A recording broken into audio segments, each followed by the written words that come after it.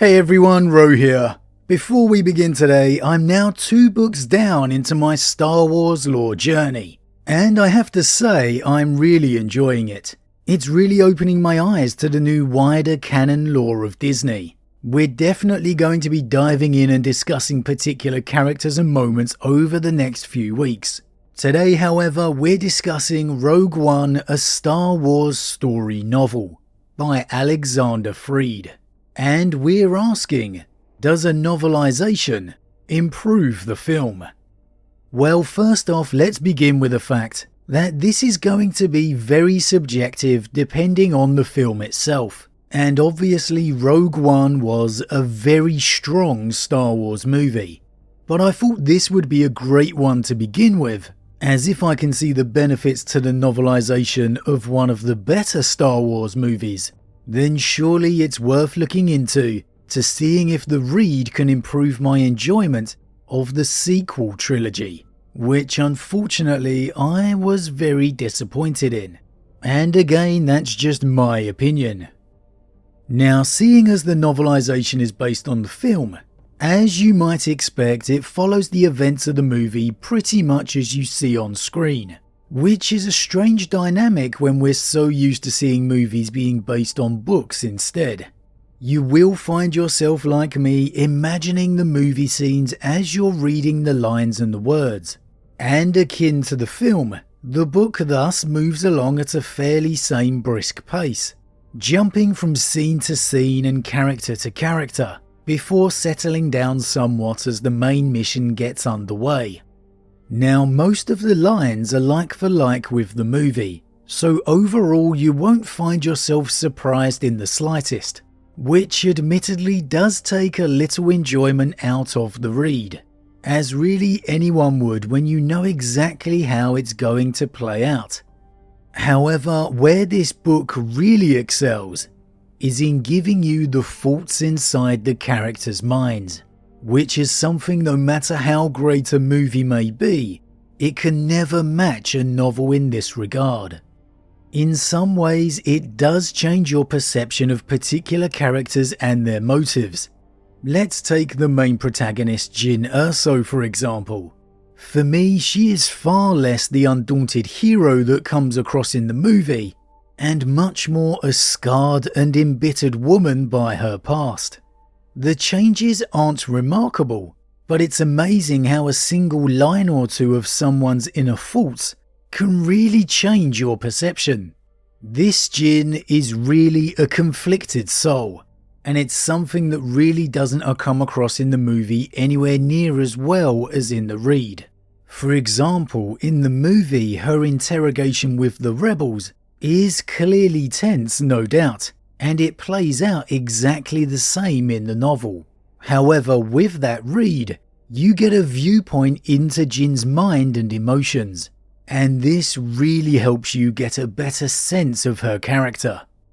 And with that, there's also a more subtle element to characters' relationships as well. In Jyn's meeting with Chirrut Imwe on the street, in the movie it's extremely fast with not a lot of context at all. Jyn in fact appears slightly amazed, noticing his companion standing nearby, but nothing more. In the novelisation, however, it's clear she thinks of them as nothing more than con men, and she is absolutely not impressed, which again is another subtle message that is completely lost in the movie. Unless you'd read any wider lore on the characters, that really wouldn't have come across in your mind. And just being able to see these thoughts really opens up such an extra layer of depth to her character. So much so that by the time we reach her declaration to Cassian about her father, her big moment of decision, it's so much more an impactful and defining moment for her character within the book, because you've been allowed to see in her mind. We've seen her inner conflict throughout her journey, and as such, it just hits that little bit harder. Now, there's also small minor changes that help to enhance the story, but without impacting the overall narrative. Her reunion with Saw Gerrera comes across so much better in the novel, allowing to see more of the conflicted father figure, rebellious daughter relationship. Jin's reunion with her father too feels a much more natural encounter. In the movie, she just blurts out that I've seen your message. But in the book, however, it's her father who is desperate to try and convey this important message with his dying breath. And this just helps it feel much more natural. This ability of entering into the characters helps in small ways for plenty of the supporting cast as well. Surprisingly, director Krennic is perhaps one of the biggest beneficiaries of this for me too. Being able to see into his mindset and thoughts, you gain a level of understanding of how driven by the notion of respect that this man is. How downtrodden he feels by Tarkin and others. It really adds an extra element of understanding and reasoning to his character. Something I wasn't expecting to get from the villain of the piece. And I think that's definitely something we'll highlight and talk about some more in depth soon. For all the strengths of the novel, however, it simply can't match the nostalgic part of your heart that the movie can. A chime of Star Wars music at the right time, a homage to the films of the past such as the Rebel base on Yavin. The book simply can't match those moments. And I have to say the iconic Vader scene from the film really is a letdown in the novel, coming nowhere close to the goosebump tingling moment the film provides. Now, some people may feel a book can never quite give you that moment, but anyone who's followed my main 40k channel over the years will know that I feel very differently.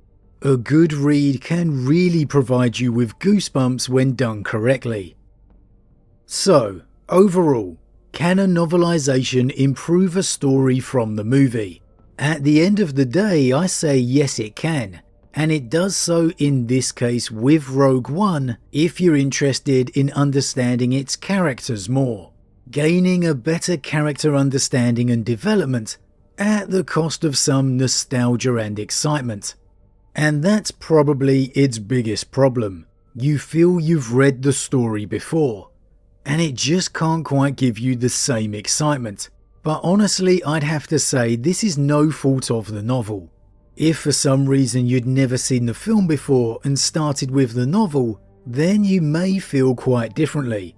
And honestly, if you want to enjoy or understand a character more, given this read, I'd say the novelizations may just be the way to go. It's certainly given me a greater understanding of the characters from Rogue One, and really in the same breath, given me a hope of improving my enjoyment of the sequel trilogy more at least. So I'm definitely looking forward to that come the time.